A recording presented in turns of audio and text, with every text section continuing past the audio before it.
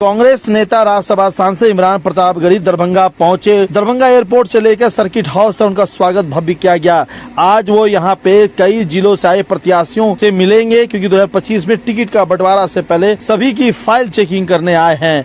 वहीं पत्रकारों से बात करते उन्होंने कहा कि वोट अधिकार यात्रा एक बड़ी यात्रा है, जिससे 2025 विधानसभा चुनाव बिहार की तकदीर लिखी जाएगी और आने वाले समय में वोट चोरों के खिलाफ एक बड़ा आंदोलन है। साथ ही साथ अन्य लोगों ने क्या कुछ कहा इमरान प्रताप गरी के आने से लेकर के। सबसे पहले तो आज का आपका कार्यक्रम बता दें, कुछ सवाल। देखिए, बिहार प्रदेश कांग्रेस के लिए स्क्रीनिंग कमेटी का गठन किया गया है, क्योंकि मैं उसका सदस्य हूं और ये जोन मेरे पास है। तो आज जो हमारे आवेदक हैं, जो इच्छुक उम्मीदवार हैं, उनको पटना बुला करके स्क्रीनिंग कमेटी ने एक बार उनसे मुलाकात की थी, सबके आवेदन लिए थे। तो उसी समय ये निर्णय हुआ था कि जोन वाइज हम जाएंगे और प्रत्याशियों से व्यक्तिगत बात करेंगे। एक प्रत्याशी से विधानसभाओं का समीकरण क्या है, जीत की संभावनाएं क्या है, वो सारे समीकरणों पे बात करने के लिए हम संबंधित जिलों में जाएंगे। उसी संदर्भ में आज यहाँ आया हूँ और आप देख रहे हैं कि सैकड़ों की तादाद में से 4 जनपद से हमारे पास जो प्रत्याशी आए हैं, उनकी तादाद सैकड़ों में है। मुझे लग रहा है कि रात के 12 बज जाएंगे उनसे बात करते करते, लेकिन हम एक एक व्यक्ति से पर्सनली बात कर रहे हैं। मिथिला में सर कितना माइनॉरिटी सीट आ सकता है? नहीं, आप सिर्फ माइनॉरिटी क्यों पूछ रहे हैं? आप ये पूछे कि सर्व समाज के लिए कांग्रेस पार्टी क्या करने जा रही है, और करेगी। माइनॉरिटी सीट भी आएगी, बहुसंख्यक समाज के लोग भी आएंगे, दलित समाज के लोगों को भी प्रतिनिधित्व मिलेगा, पिछड़ा समाज को भी प्रतिनिधित्व मिलेगा। कांग्रेस सर्व समाज की पार्टी है और हम सर्व समाज को साथ लेकर के चल रहे हैं। और मुझे पूरा विश्वास है कि राहुल जी की जो यात्रा चल रही है, वोटर अधिकार यात्रा, जिसमें तेजस्वी जी भी शामिल है, जिस तरह से सर्व समाज उमड़ करके बिहार में आ रहा है, वो अपने आप में बहुत ऐतिहासिक है। और वोट चोरी का ठप्पा भाजपा पे लग चुका है, चुनाव आयोग उसका मददगार है। ये नैरेटिव पूरे प्रदेश में, पूरे देश में बन रहा है। यही है कांग्रेस पार्टी, सबको साथ लेके चल रही है। कितना फायदा दिखाई देगा चुनाव के अंदर, विधानसभा चुनाव में, जो अभी वोट चोरी का हो या फिर जो उन्होंने भारत जोड़ो यात्रा की थी? तो क्या भारत जोड़ो यात्रा का जो प्रभाव था, आपने देखा कन्याकुमारी से कश्मीर तक राहुल जी 4000 किलोमीटर पैदल चले, और उसका असर ये हुआ कि 400 पार का नारा देने वाले वो बैसाखी पे आ गए। एक बिहार की बैसाखी और एक आंध्र प्रदेश की बैसाखी, एक बैसाखी हट जाए सरकार गिर जाएगी।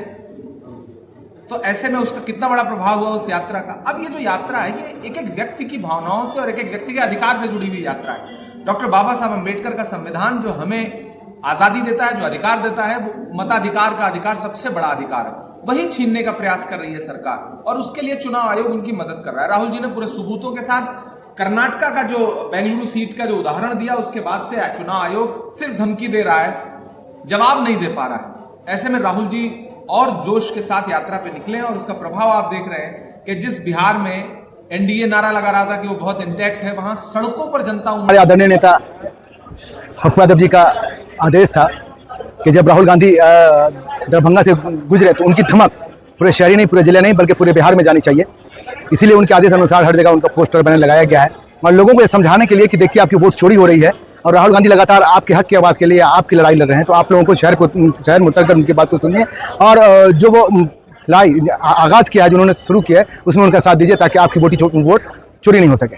जिस तरह से पोस्टर शहर में पटा हुआ है, तो कुछ लोग कह रहे हैं कि आप संभावित उम्मीदवार के तौर पर भी लोग आपको शहर में अब देख रहा है कांग्रेस की तरफ से। देखिए, ऐसी कोई बात नहीं है। अभी तो मैं आया हूँ यहाँ स्वागत करने के लिए। हमारे नेता का आदेश था कि भाई कुछ लोग जा रहे हैं, इमरान प्रताप गरी जी जा रहे हैं, हमारे उमर खान साहब जा रहे हैं, उन लोग का आप जाके सम्मान कीजिए, ताकि जो पप्पूवादी लोग हैं, ताकि समझ में आए कि वो लोग भी सक्रिय हैं और लगातार राहुल गांधी के स्वागत के लिए खड़े हैं।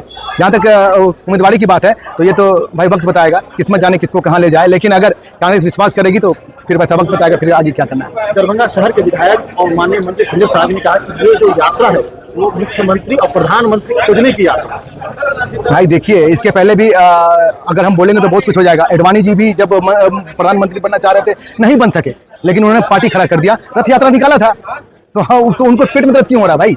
मेरे कहने का मतलब ये वो यात्रा वाकई में प्रधानमंत्री बनने का था। ये यात्रा वाकई आम जनता के हक की लड़ाई की लड़ रहा है, ताकि आम जनता को बता सके हम लोग कि आपका वोट की चोरी डकैती हो रही है। खुद मेरे बूथ के बहुत सारे लोग ऐसे हैं जिनका न जाने अपने बूथ से नाम हटा करके गाड़ा भेज दिया गया। कोई वोट भाई वहाँ तो करने नहीं जाएंगे। ऐसे वोट की चोरी होगी, और जो उनके वोटर ऐड कर दिए गए वो लोग वोट करेंगे। तो इसीलिए जो कह रहे हैं, मैं उन पर ज़्यादा कटाक्ष नहीं करेंगे। देखिए, राजनीति जो होते हैं वो पॉजिटिव में होना चाहिए, ताकि आम जनता का फायदा हो, आम जनता के लिए। नेता के स्वागत में पहुंचे हुए सर्किट हाउस, क्या कुछ कहना चाह रहे हैं अपने नेता के स्वागत को लेकर? मैं नेता के स्वागत में नहीं, आज चुके जो है माननीय जो है इमरान प्रतापगढ़ी और सेकंड सेल के जो है राष्ट्रीय अध्यक्ष भी हैं, राज्यसभा सांसद भी हैं और बिहार स्कैनिंग कमेटी के सदस्य भी हैं। तो आज जितने भी हर जोन करके बांटा गया है, आज जो है मधुबनी, सीतामढ़ी, शिवहर और दरभंगा में जो प्रत्याशी ने अप्लाई किया है, जो ऑनलाइन अप्लाई किया है और जो चुनाव लड़ना चाहते हैं, उनका जो है वो एक एक करके जो है अपना इंटरव्यू ले रहे हैं कि क्षेत्र में आपने क्या क्या वर्क किया, क्या क्या जो है सो ये है आपका योगदान, आप चुनाव क्यों लड़ना चाह रहे हैं, इस सबको लेके आज आए हैं वो। तो इसको स्वागत कहिए या फिर चुनावी जो है सो क्या लगा, आप हायाघाट विधानसभा चुनाव में खड़े होंगे?